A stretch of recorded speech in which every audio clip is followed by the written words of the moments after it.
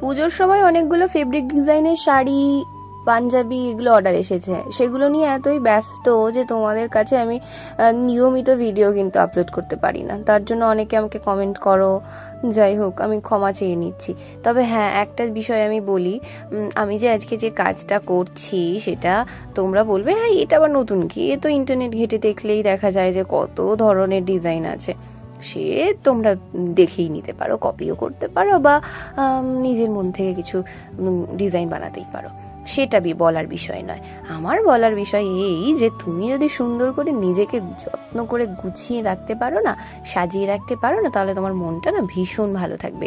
আর সেই মন ভালো মানেই সুস্থ চিন্তার জন্ম দেবে, আর অনেক ভালো ভালো পুষ্টিকর কাজ তৈরি হবে। তাই আর আজকে বেশি কথা নয়, দেখো তো ডিজাইনটা কেমন হয়েছে, ভালো কি মন্দ একটু বলে দাও প্লিজ। আজ তবে আসি, দেখা হবে অন্য ভিডিওতে, টাটা।